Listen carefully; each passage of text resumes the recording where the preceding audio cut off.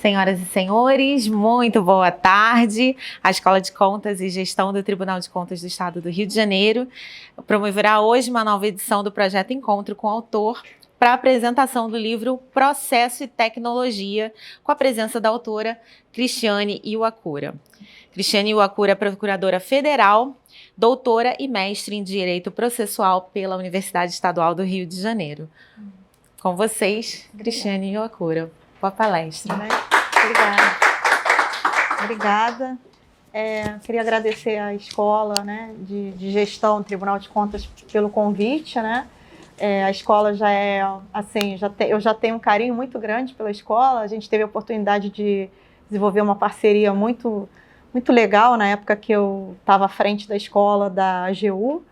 Então, eu me sinto em casa, né, e fico feliz, né, de poder estar aqui para falar sobre essa obra, né, que inclusive foi coordenada, né, como estava falando aqui, não só por mim, mas pelo Juliano, né, que está aqui com a gente, né, o Juliano também coordenou, e a outra colega, Fernanda Gomes, que é de Minas Gerais, da Universidade Federal de Lavras. E, assim, é um papo informal, né, a gente vai falar um pouco aqui sobre a obra. E eu acho que a principal coisa que eu tenho a registrar sobre esse livro, né, que foi a nossa intenção na época, ela tem uma peculiaridade que poucas pessoas sabem, que isso aqui foi um fruto de um estudo durante a pandemia, que foi realmente um momento de virada tecnológica. Então a gente se reuniu na época, a gente falou, olha, está tendo muita transformação, está todo mundo mudando a forma de trabalho, né? Hoje a gente tem um trabalho que praticamente já se consolidou como híbrido, porque as pessoas viram que realmente é mais eficiente, é mais produtivo, é bom para a qualidade de vida, é bom para a qualidade do trabalho. E naquele momento de transição, né, da pandemia, a gente falou, a gente precisa registrar isso, a gente precisa de uma memória. Porque escrever sobre tecnologia é muito complicado, porque a tecnologia ela muda diariamente. Então a chance desse livro aqui se tornar obsoleto, né, desatualizado, é muito grande. Mas a nossa intenção foi fazer uma memória. Que eu acho que para a gente avançar, a gente precisa sempre estar olhando para o presente e para o passado, para a gente entender como que era e qual vai ser o caminho que a gente vai tomar.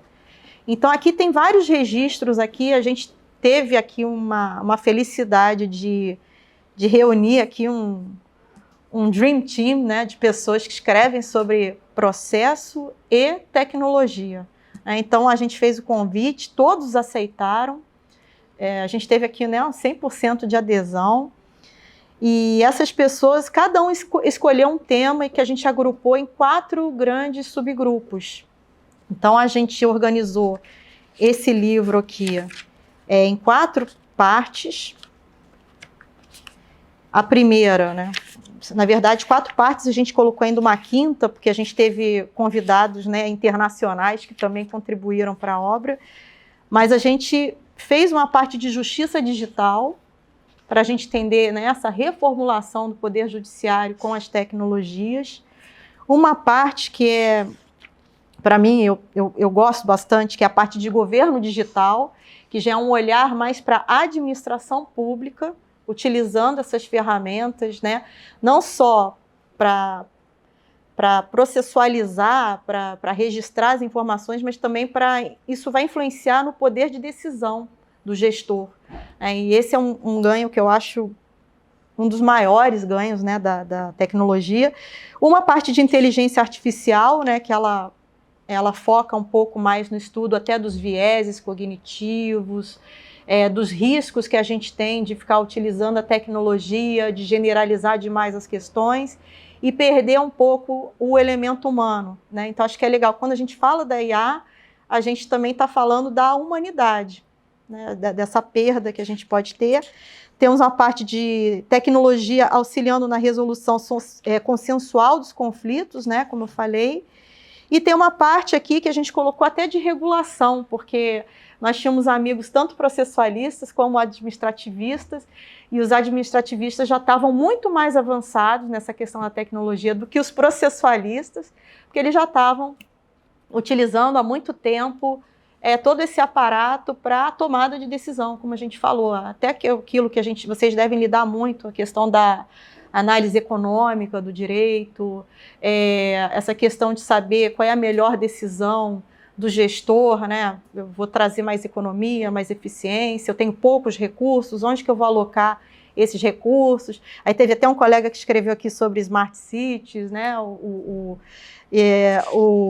professor Eduardo Talamini trouxe um artigo, eu vou falar aqui um panorama geral aqui sobre os artigos de cada um, eu acho que vai ser mais interessante. E uma parte final que eram, né? Eu vou falar eram, porque hoje vocês já vão entender bem o que eu estou falando, as novas tendências que a gente tinha, que não é bem... Quando a gente fala tecnologia, a pessoa pensa só em computador, informática, e não é. Tecnologia são técnicas novas e elas englobam, inclusive, as novas técnicas de linguagem. E hoje uma coisa que está vindo com muita força, né, é a linguagem simples, o visual law.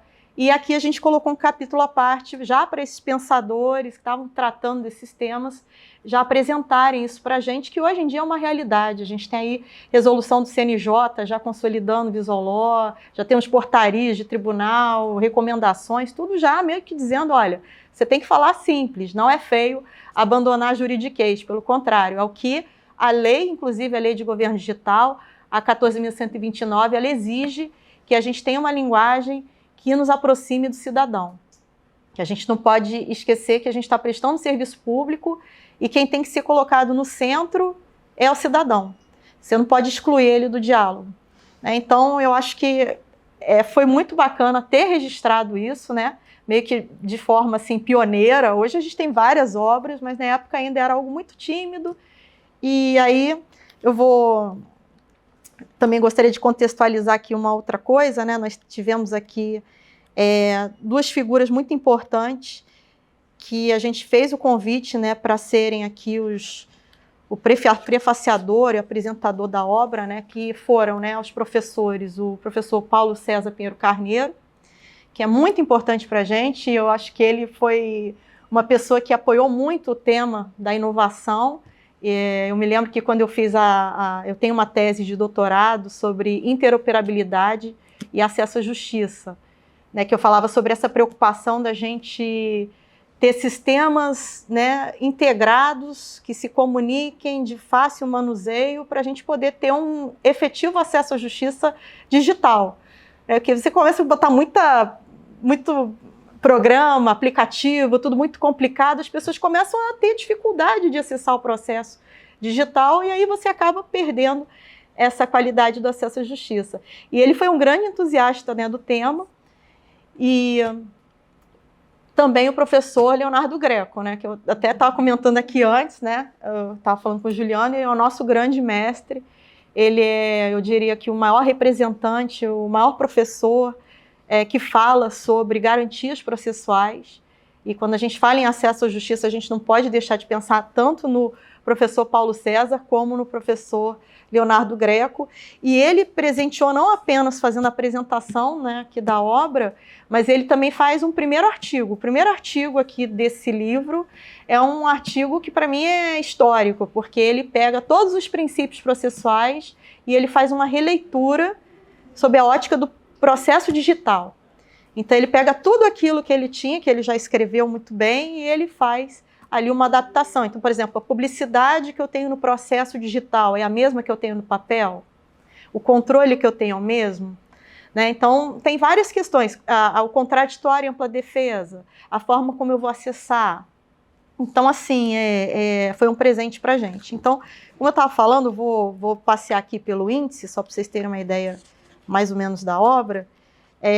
E outra coisa que eu queria também registrar, né, que é bastante emocionante para a gente, é que a gente teve um momento, né, de dificuldade, né, o Juliano começou aqui o trabalho com a gente, ele teve, né, enfim, o problema lá da Covid, né, foi internado, e no momento que estava para sair, ele estava em estado muito grave, a gente não sabia, né, se ele ia sobreviver, a gente estava lá rezando, torcendo. Então, isso foi muito marcante, né? Inclusive, isso está registrado aqui, né, no agradecimento da obra. Então, para a gente, isso aqui também foi o registro de uma vitória, que a gente conseguiu fazer esse trabalho e ninguém sabe das dificuldades que a gente estava passando por trás, e tem tudo a ver com a pandemia, né? Você vê que o contexto todo era a pandemia, então para mim isso aqui é uma memória importantíssima desse momento. Então, no primeiro capítulo, como eu falei, tem um artigo do professor Leonardo Greco, né, que fala sobre todos os princípios dentro dessa lógica do processo digital. O segundo artigo é escrito aqui pelo Juliano, o Lúcio e a Renata. E eu quero destacar que são 3, né, pessoas que fazem parte aqui do Tribunal de Contas do Estado, né, foram importantíssimos, agradeço muito a participação, né, o Lúcio é aqui da tecnologia, a Renata, né, trabalha lá também com o Juliano, e aqui eles falam sobre o diálogo entre a tecnologia da informação e o direito processual, o impacto da digitalização dos processos. E isso tem muito a ver com esse tema que eu também tinha tratado no doutorado, que eu acho que é de suma importância, que é isso, que é a forma como a gente está pensando o processo digital no Brasil. Que não basta chegar e falar, não, informatizei tudo, tenho ótimos equipamentos e deixar isso rodar de qualquer jeito. Não é.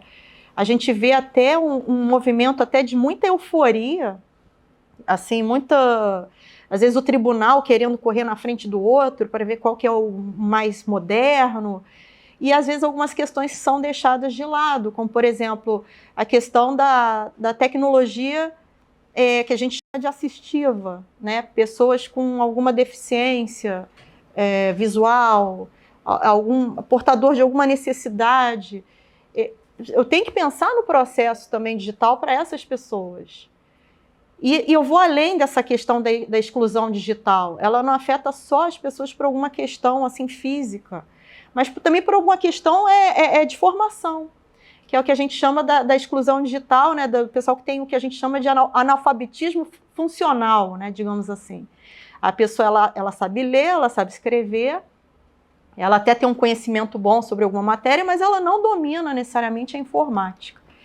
E aí a gente vê que às vezes a ferramenta ela dificulta muito o acesso. Então a gente já vê hoje, por exemplo, o processo, acho que o melhor exemplo é o juizado especial. Porque o juizado especial a gente pode ingressar sem advogado, essa é a regra. Mas veja, no momento que você coloca o processo eletrônico, será que a pessoa vai conseguir ingressar sem um advogado? Ela vai ter mais um problema de hipossuficiência técnica a ser superado. Então, é essa necessidade que a gente tem de pensar. E aí a gente sobe numa camada mais acima, saindo da exclusão digital, e a gente vai numa outra camada mais, um pouco mais acima, mas que você também verifica uma dificuldade, que são pessoas que dominam a tecnologia, pessoas que mexem bem no computador, mandam e-mail, trabalham com a ferramenta, mas que elas ainda vão apresentar, assim, alguma dificuldade de mexer com a ferramenta. E aí o problema é da pessoa ou é da ferramenta que foi desenvolvida? Então, eu mesma sou uma pessoa que eu a vida inteira trabalhei com computador, né? Eu até faço essa piada, né? Porque eu sou apenas japonesa, né? O japonês você já pressupõe. Eu me lembro que o pessoal lá em casa falava, não, deixa a Cris que ela instala ali o vídeo, o cassete, não precisa de manual. Intuitivamente eu ia lá e conseguia. Porque eu gosto da tecnologia, mas essa é a palavra-chave. Ela tem que ser intuitiva. E aí a gente tem os estudos aí do legal design para dizer que a cadeira que vocês estão sentados, ela é desenhada de um modo intuitivo. Mesmo que entrar aqui uma criança que nunca viu uma cadeira, ela vai sentar da forma correta, porque o nosso cérebro ele consegue fazer associações, identifica como que as coisas podem ser utilizadas. Então, na hora que alguém faz uma interface de um programa, alguma coisa, ela também tem que pensar como que o usuário vai visualizar aquilo e qual que vai ser o caminho natural que ele vai seguir, né? Então, não é algo tão simples. E eles aqui nesse artigo, eles falam sobre a necessidade de se estabelecer padrões. Né? Eu acho que essa é uma das grandes características que a gente tem que trabalhar ainda. Eu acho que é um dos maiores problemas que a gente tem hoje. A gente teve agora a notícia, né, que o TJ do Rio de Janeiro vai adotar o IPROC, que para a gente foi uma notícia muito boa, porque o IPROC ele já é um sistema que é muito melhor em relação, porque eu trabalho hoje com a Justiça Federal, eu já trabalho com o IPROC, e eu tinha uma dificuldade muito grande de fazer uma consulta simples no TJ, porque o sistema era outro. E a gente ainda tem uma outra camada, aí, um outro nível a ser alcançado, que é o IPROC do TRF da 4ª Região, que ainda tem algumas diferenças em relação ao IPROC da Justiça Federal, por exemplo, aqui no Rio de Janeiro, e provavelmente do TJRJ. Ele já está um pouco mais aperfeiçoado, ele tem ferramentas que nós não temos. Então a ideia é essa, você pegar o melhor sistema, aperfeiçoa ele, olha para o usuário. A gente também tem diferenças regionais, tem lugares que, por exemplo, a gente aqui no Rio, a gente tem um número muito maior de sedes, de autarquia, de fundação, então a gente tem um número muito maior de matérias para lidar do que em relação ao colega que está lá na região do Nordeste. Então a gente tem que pensar, de repente, ferramentas que tenham características que não vão ter necessariamente na do Nordeste. Mas a gente precisa de um núcleo duro de padronização. Para quê? Para que essas ferramentas eventualmente se comuniquem. E aí vem uma característica que eu acho assim, importantíssima, além da questão da acessibilidade, que é a da possibilidade de trabalho em cooperação entre as justiças diferentes, entre justiça e administração pública. E essa comunicação ela vai ser viabilizada através de uma ferramenta que seja interoperável. Que ela é que nem você tem que pensar na interoperabilidade, quando eu falo nisso, que é nem peças de um Lego. Você tem vários Legos fabricados aqui no Rio, na Itália, e todos os Legos vão, em alguma forma, em algum momento, eles vão se encaixar perfeitamente. Então, essa é a ideia do sistema. E quando a gente teve o processo de informatização, que é isso que eles tratam aqui nesse artigo, que é bem interessante, eles falam isso, que a gente teve um problema inicial, que quando a gente teve o Planin, que era o projeto lá de informatização, nacional, ele foi tocado assim, cada um do seu jeito, e um sem conversar com o outro.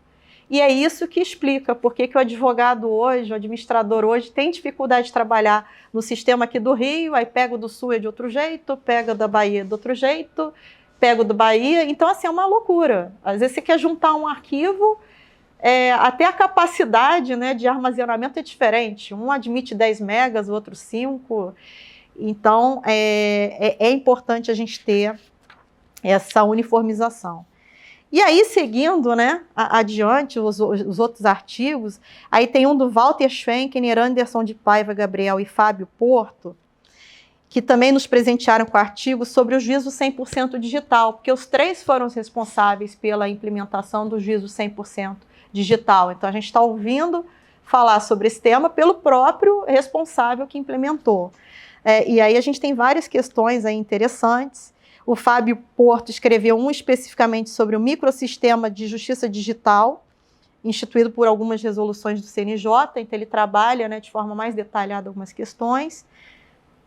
E o Rodrigo Fux, que é o filho do ministro Fux, também um entusiasta da tecnologia, ele escreveu sobre o processo de tecnologia no divã, a primeira década da experiência brasileira, já com base em tudo que está sendo tratado lá, principalmente pelo CNJ, e aqui eu falo e reconheço aqui a importância que a gente tem do Conselho Nacional de Justiça nesse processo de informatização no Brasil. Eles foram realmente os atores, foi um ator muito importante, porque foi ele que chegou, viu aquela bagunça, eu estou falando aqui de forma bem resumida, viu aquela bagunça e agora está tentando colocar uma ordem na casa. E é exatamente o CNJ que tem o manual de interoperabilidade. Eles lançaram um manual de interoperabilidade trazendo alguns padrões mínimos para que todos os sistemas do Poder Judiciário possam desenvolver as suas ferramentas. Aí segue um artigo do professor Arthur, do professor Marco Antônio Rodrigues, sobre até uma questão de competência territorial, que ele fala, à medida que eu tenho um processo digital, como é que fica a questão da competência territorial, que ela é apegada ao território, é uma questão geográfica que eu acabo quebrando com a tecnologia. Então está aí também um artigo bem interessante. O Antônio Aurélio de Souza Viana, a Camila Paulinelli, são professores lá de Minas, e eu noto que o pessoal de Minas gosta muito também da tecnologia. A gente tem muita gente em Minas e no Sul. E eles falam especificamente sobre o problema da prova produzida no ambiente virtual. Professora Lucélia, também de Minas, ela fala sobre a comunicação dos atos processuais por WhatsApp. Então, até hoje a gente fica perguntando, o WhatsApp pode ser usado como meio de comunicação formal, né? E aí vem, citação não, intimação ok, né? Então, tem várias questões envolvendo não só a comunicação, mas também o WhatsApp como meio de prova. E aí a gente começa a entrar também numa questão da segurança, da autenticidade daquilo que você reproduz nas mídias digitais, nesses meios de comunicação rápida, como WhatsApp, Facebook, por aí vai. A Cecília e a Mirna, Cecília é de São Paulo, Mirna é do Rio, fala sobre os impactos da lei 14.195 na comunicação dos atos processuais. Então, foi uma das últimas leis aí que mudaram o nosso Código de Processo Civil e trouxeram algumas alterações, colocando, por exemplo, que a comunicação ela tem que ser preferencialmente feita pelo meio eletrônico. E aí um problema que a gente, como processualista, teve que enfrentar, e a gente está enfrentando, como que você pode usar o e-mail como uma ferramenta de comunicação se você não tem uma ferramenta de e-mail institucional? Quem gera é um terceiro. Então, é uma problemática também que elas tratam. E aí a gente entra na inteligência artificial. Aí lá de Brasília, os professores Fabiano Hartmann e Débora Bonar, que a gente até fala, né, que são os pais lá daquele sistema lá do STF, que agora me fugiu o nome aqui, que é um sistema lá que eles fazem a apreciação em bloco de jurisprudência, eles conseguem pescar tudo pelo tema, né, para verificar se tem relevância. E aí, eles são os pais desse sistema, foi desenvolvido tudo lá pela UNB. Eles falam sobre processo de inteligência artificial, uma perspectiva de logística jurisdicional e um contexto de precedentes, né, porque esse é o foco desse sistema aí que eles desenvolveram, né. Isso eu acho que é muito bom para o Tribunal de Contas, porque vocês trabalham muito com a questão dos precedentes, né? Então é importante estruturar esse tipo de dado, né? Não basta você ter um repositório para você fazer pesquisa, você tem que saber também desenvolver um sistema que possa, de repente, fazer a classificação, que possa auxiliar até na elaboração de algumas decisões mais simples, e possa também garantir que quando as decisões são proferidas, que elas não sejam conflitantes com as decisões que foram dadas por aquela turma, por aquele colegiado, né? Então esse é um papel que eu acho muito interessante. E aí seguindo, vem o Flávio Pedron, João Sérgio Pereira, e isso tudo é uma turminha, tá? Todos eles são amigos, eu estou falando um é amigo do outro, e eles falam sobre os limites e graus de riscos à utilização de decisões automatizadas na seara processual. E aí eles começam a falar sobre essa desumanização das relações, até que ponto isso é bom e até que ponto isso é perigoso. E aí vem a questão dos vieses cognitivos. Eu começo a informar a máquina, por exemplo, que todo mundo que usa óculos e chapéu é extremamente perigoso para a sociedade, porque os dados que eu tenho coletados informam isso. Aí passa um rapaz de óculos e chapéu na rua e ele é abordado de uma forma, né, coercitiva, como se ele fosse alguém, né, um criminoso, e não é exatamente isso. Então a gente precisa pincelar essas situações individuais. Aí o Luiz Manuel Borges do Vale, ele também gosta muito desse tema, fala sobre ementismo tecnológico. Continuaremos a insistir no erro? Então, mais um problema aí com relação à generalização excessiva que a gente tem com a automação das atividades. Marcelo Mazola, Natália Ribeiro falam sobre os impactos da inteligência artificial no judiciário e seus reflexos na construção de um sistema de padronização decisória. Então, são todos artigos, né, meio que no mesmo sentido, né? E Marcela Bodan fala como o TI, a inteligência artificial, business intelligence e o Big Data podem transformar o poder judiciário, né? Aí ela fala meio que de forma ampla sobre as ferramentas até então disponíveis que poderiam contribuir de alguma forma. Aí temos aqui um artigo aqui, né, já na terceira parte, da ministra, né, Maria Elizabeth Guimarães Teixeira Rocha, ela é ministra, né, do Superior Tribunal Militar, se não me engano, lá de Minas Gerais, e ela escreve sobre a resolução de conflitos online. e o modelo multiportas no novo Código de Processo Civil. E é bem interessante que aqui vão seguir, né, vários artigos nesse sentido, do professor Humberto Dalla, Sistema informatizado para a resolução de conflitos por meio da conciliação e mediação. Flávia Rio, mediação online, remédio adequado contra a proliferação de litígios durante a pandemia. A Rosalina Freitas, Online Dispute Resolution, que a gente conhece como ODR, no procedimento recursal. Murilo Strates Roberto de Aragão, plataformas online de resolução de controvérsias e seu uso pela administração pública federal. Todos esses artigos, eles têm essa relevância de trazer para a gente a mesma visão que a gente tem no e-commerce para resolver problemas. Que hoje a gente tem essa possibilidade de fazer uma compra na China, através desses aplicativos, na Amazon, porque eles têm um sistema de resolução de conflitos muito eficiente. E isso tudo é viabilizado pela ferramenta digital. Então, por que não também utilizar isso para resolver conflitos judiciais e, eu vou mais, administrativos? A gente começar a usar isso. Isso é um filtro, a gente não precisa mais chegar no judiciário, precisa mais chegar no Tribunal de Contas, de repente, não precisa mais chegar, né, em outras esferas administrativas decisórias, porque a gente tem questões muito simples. E a gente verifica que grande parte desses conflitos, eles têm origem na assimetria informacional. Ou seja, é o problema que eu tenho de obter informações corretas, eu não consigo ter informações. Ou eu tenho indeferimento do meu pedido e eu não me convenço porque ninguém me explica por que meu pedido foi indeferido. O que eu poderia fazer para sanar aquele problema? Acho que é o maior problema que a gente tem. E essas plataformas online, elas têm essa facilidade de fazer com que a pessoa ela tenha a possibilidade de trazer provas simples, documentação simples, ajuste, né? Faça pequenos ajustes e ali tem a tua pretensão satisfeita, né? Sem a necessidade de um aparato um pouco mais burocrático, mais lento, né? Naturalmente, e mais caro.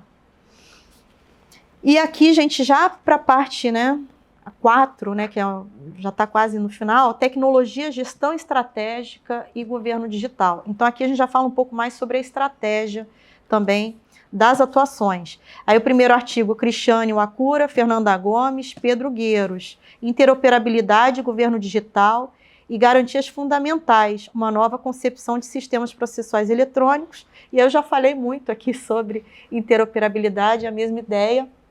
E aqui a gente traz uma ideia que a gente trouxe da biomimética, que é o estudo, né, da natureza. Então você pode pegar algo da natureza que você observa e traduzir em alguma rotina sua aquilo que pode ser de alguma forma benéfico. Então a gente pensou numa árvore, né? A árvore com seus galhos, e a gente nota que hoje os processos já estão seguindo um pouco essa ramificação como se fosse uma árvore. Até então, na época que a gente escreveu, não era bem assim, mas a tendência está sendo essa, de você, em vez de ter que, de repente, acessar na primeira instância o processo aqui, na segunda instância o processo no tribunal é diferente, no STJ é diferente, no STF é diferente, você ter um único tronco, que dele vão sair essas ramificações que vão trazer essa possibilidade de você dialogar com entidades diferentes, mas seguindo sempre aquele mesmo caminho, aquela mesma tramitação processual, sem ter maiores desvios. Então a gente traz um pouco dessa ideia. E aqui um artigo dos colegas meus lá da AGU, que são responsáveis. A AGU ela é bem desenvolvida tecnologicamente hoje, né? A gente fala, o pessoal é muito inovador. E Fernanda Matar, Gabriel Eife e Rafael Monteiro são os responsáveis por grande parte ali da implementação de tecnologia para o gerenciamento de processos. E aí com destaque para as demandas em massa, né? Então a gente tem um grande problema que é o INSS. Né? O INSS eu acho que é o nosso maior cliente. E todo mundo que advoga lá para o INSS tem esse problema. Você recebe normalmente, assim, 3.000 intimações por semana.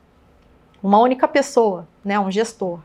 E aí, como que você vai tratar disso, né? Tem que tomar muito cuidado, você não pode generalizar tudo, tem questões mais relevantes. E a gente começou a pegar e observar, né, o padrão daquelas ações, identificar a relevância, Não, relevância agora a gente vai puxar para uma equipe que vai atuar de forma prioritária nessas demandas. Essas aqui que são mais comuns, né, mais repetitivas, a gente tem robôs. E os robôs vão fazendo essa filtragem, esse tratamento. E a gente tem um sistema, né, informatizado que eles falam muito bem nesse artigo, que é o Sapiens, né? E eu acho muito interessante quando a gente dialoga com outras instituições, falar sobre a experiência que a gente tem do Sapiens, que é um sistema onde a gente faz todas as nossas tarefas, e ele é integrado hoje com o Poder Judiciário Federal. Então, em vez de ter que entrar no processo lá e receber a intimação, ela já cai diretamente na minha caixa do Sapiens. Então, eu recebo a intimação, eu produzo a peça. O Sapiens também é um sistema de inteligência jurídica, então os colegas vão alimentando com as orientações, com a jurisprudência que deve ser aplicada para aquele caso. Eu tenho já sugestões de peças, e aí eu faço a minha manifestação e eu já faço o protocolo integrado dentro do próprio Sapiens, já vai direto para o processo judicial da Justiça Federal, né? Então isso é ótimo. E eu acho que o segundo passo que a gente está querendo dar, que toda hora eu falo isso lá com os colegas, tem reunião e já falo, vamos fazer integração com o SEI, né? O SEI é o sistema eletrônico que a gente tem do administrativo, do Poder Administrativo Federal. Então a gente também tem que integrar essas informações com o administrativo, para evitar também a necessidade de ter um dossiê administrativo, porque que ele já não vem carregado também por esses Sapiens, né? Então acho que a nossa próxima conquista vai ser essa, integrar também a administração pública. E aqui nós temos Juliano Heinen, né, um professor também, né, que é bem conhecido administrativista, falando sobre a regulação das novas tecnologias e da vida digital. Então, aí a gente já começa meio que caminhar, né, um pouco para esse assunto das tecnologias sob o prisma da regulação, da governança também, né, é importantíssimo. A Flávia Ribeiro fala sobre a interoperabilidade, um desafio para a desjudicialização da execução civil. João Marcelo é o colega que eu falei que falou sobre Smart Cities, né? Um conceito sob ótica das máquinas ou dos cidadãos. Então, é a possibilidade até de você, como administrador, como gestor, trazer soluções inteligentes para gerir o dia a dia, por exemplo, de uma cidade, né? Quando der tal hora, todas as luzes vão se apagar, com um simples comando de voz. Quando tiver tal horário, eu vou inverter o fluxo de 2 vias, porque eu entendo que é melhor que o fluxo funcione dessa forma.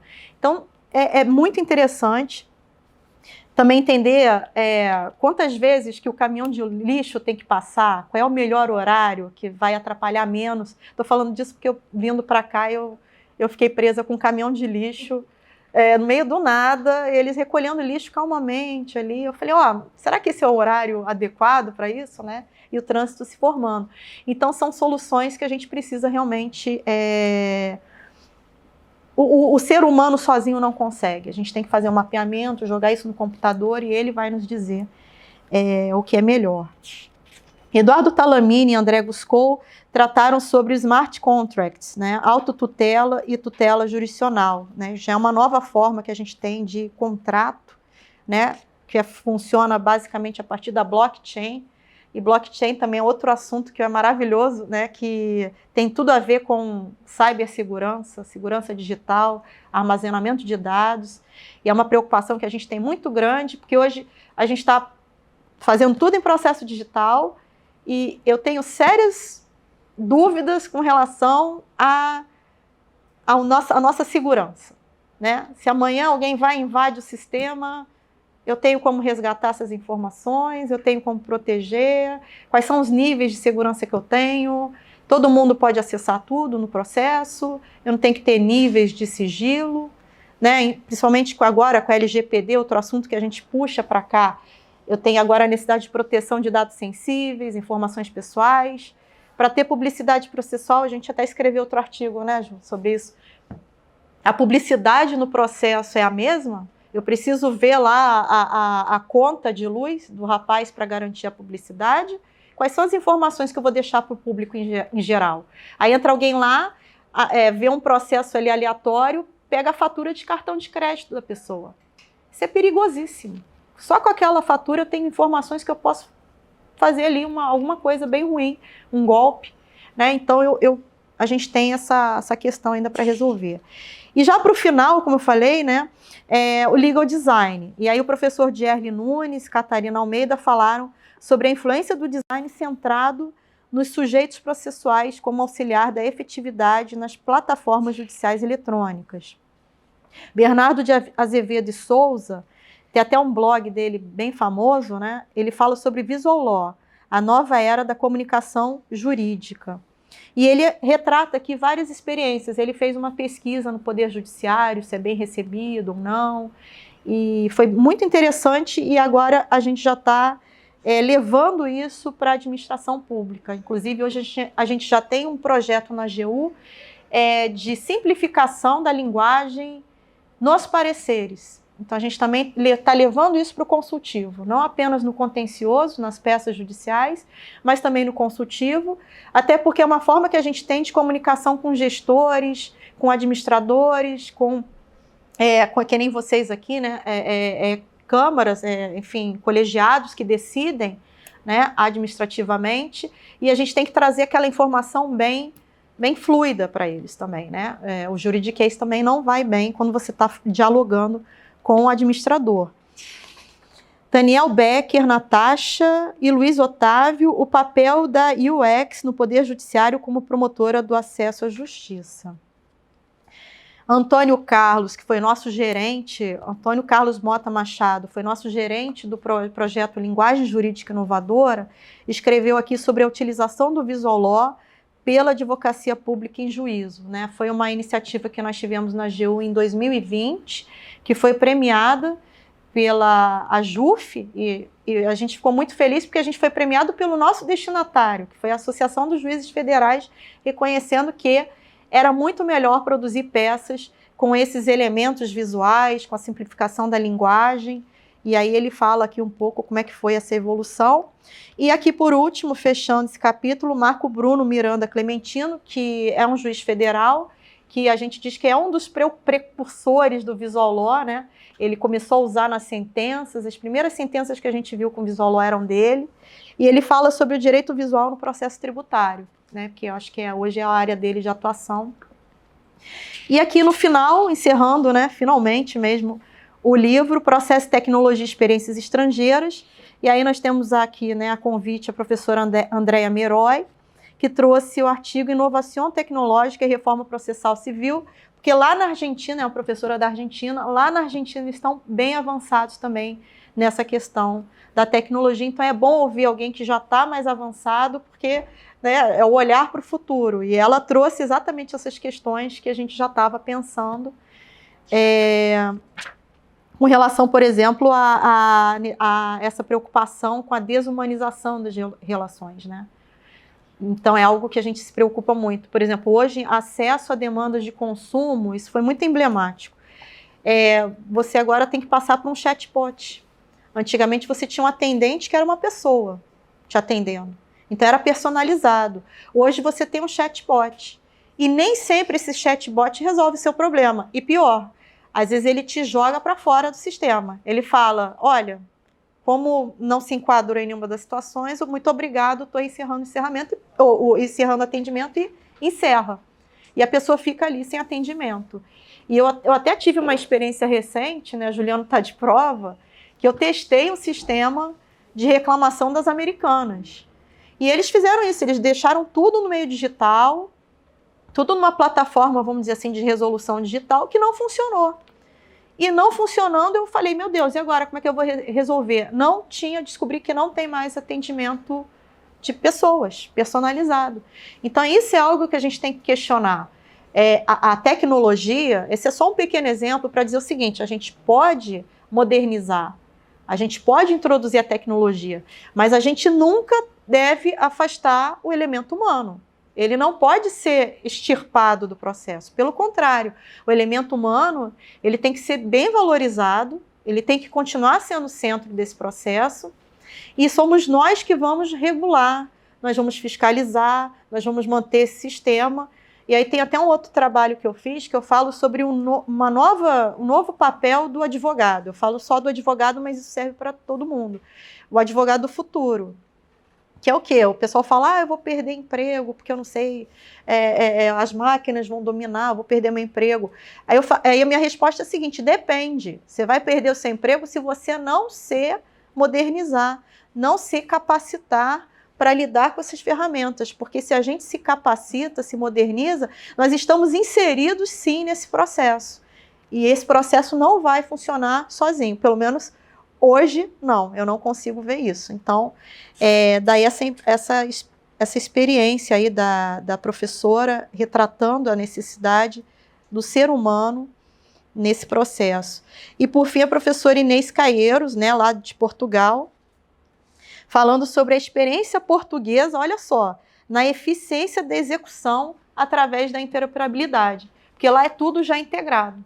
Né? E isso, inclusive, foi algo que foi bastante importante para promover uma desjudicialização. Que eu acho que hoje tudo que a gente está buscando é meio que, de certa forma, a desjudicialização. Né? Não no sentido de não prestigiar o Poder Judiciário, mas de pincelar melhor aquilo que vai ser tratado pelo Poder Judiciário. Né? Então, é assim que encerra aqui a obra.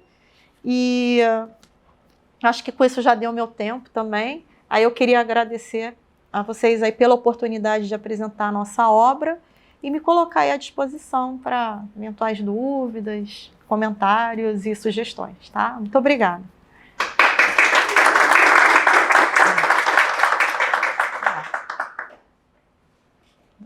Professora, a senhora falou sobre a linguagem simples, né? Isso. E, de fato, aproxima o nosso norte, a gente atender o cidadão da melhor forma possível, de forma que ele compreenda tudo que está sendo colocado ali. E semana retrasada eu estava em Fortaleza, no Júris TC, e um dos painéis foi falar sobre a linguagem simples. O Tribunal de Santa Catarina e o do Ceará já estão trabalhando nisso, eles formaram até uma comissão. Isso. Mas há ainda muita resistência sobre como simplificar isso, uma linguagem própria que o cidadão entenda do que está sendo decidido, do que está sendo ali, sendo julgado. Porque eu acho que o advogado tem essa questão muito daquela linguagem formal, né, e com o uso de termos muito jurídicos, que o cidadão de fato não conhece, né? Eu acho que é uma coisa que a gente tem que trabalhar ainda muito, né? Eu achei muito interessante quando abordaram sobre isso, porque a gente ouve falar, mas a gente não vê as ações, né? Sim. E aí eu vi que já tem tribunal já trabalhando nessa questão. Tem. Não, e você mencionou que acho que a maior referência da linguagem simples é realmente o governo do estado de Ceará. Tem lá o projeto Íris. Então, quem tem interesse em linguagem simples, vai lá no Íris Lab, procura, eles têm cartilhas, eles já têm vários manuais ensinando a você adotar a linguagem simples. Mas, como você bem falou, não é algo também intuitivo. É muito difícil você falar de forma simples, ainda mais quando a gente já está com essa formação lá desde a faculdade, né, que é bonito falar dessa forma, é bonito usar jargões, expressões latinas, e às vezes você escreve de forma simples, às vezes até a pessoa que está recebendo não sente muita firmeza, ela acha que não está bom o conteúdo, né? Eu já dei aula e às vezes veio aluno e falou, nossa, mas você fala tão simples que eu consigo entender tudo. Mas o que impressiona é o professor que fala difícil e ninguém entende nada. O pessoal acha que é aquele ali que realmente está trazendo mais conteúdo. Então a gente tem que abandonar essa questão cultural, isso é fato, e a gente tem que se capacitar. Então, por exemplo, hoje lá no meu trabalho, na AGU, a gente contratou um curso de linguagem simples, inclusive já começou agora uma turma, eu vou para a segunda turma, com a professora Heloísa Fischer, que ela é aqui do Rio de Janeiro, é jornalista, acho que ela é a maior professora, né, de linguagem simples. Fica até recomendação, se vocês entrarem na plataforma da ENAP tem vários cursos gratuitos, acessíveis, da Heloísa Fischer. Só que é um curso lá, se não me engano, de 20 horas, é um curso menor. Ela fez um customizado para a gente. Então, vale a pena para uma instituição, aqui como o tribunal, por exemplo, contratar um curso desse para capacitar os servidores, porque realmente faz uma diferença absurda. Porque a questão da simplicidade da linguagem, ela não só é bom para você alcançar o cidadão, a questão da acessibilidade, mas às vezes também você destacar melhor a informação até para os seus iguais aqui, para o julgador, para o gestor, dar mais realce para a informação que interessa. Porque às vezes você escreve um documento lá de 20 páginas e a informação realmente relevante está lá na 18ª. E você já perdeu o foco, já perdeu o fôlego e ela vai se perder. E aí a linguagem simples ela vai te ensinar a trazer essa informação para o destaque, para o início, quando a gente ainda tem o foco, né? Então, ela vai além da simplicidade, ela vai, eu acho que no uso estratégico da linguagem, da comunicação. Então, eu recomendaria isso, que eu acho que faz muita diferença, utilizar gráficos, fluxogramas, essas estruturas complicadas que a gente tem, tudo isso visualmente você consegue passar melhor aquela ideia, tá? Mas é isso. Bom, gostaria de te agradecer. Né, eu que agradeço. Conosco, agradecer aos que estão aqui presentes também. Muito obrigada. Tá? Obrigada pela tua participação nessa tarde. Obrigada. E agora a gente vai convidar o José Seguiberto, que é o substituto da Escola de Contas, para fazer a entrega de um certificado para a doutora Cristiane. Obrigada.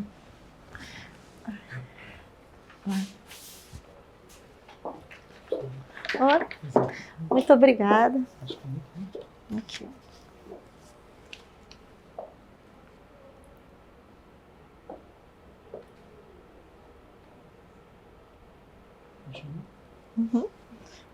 Obrigada.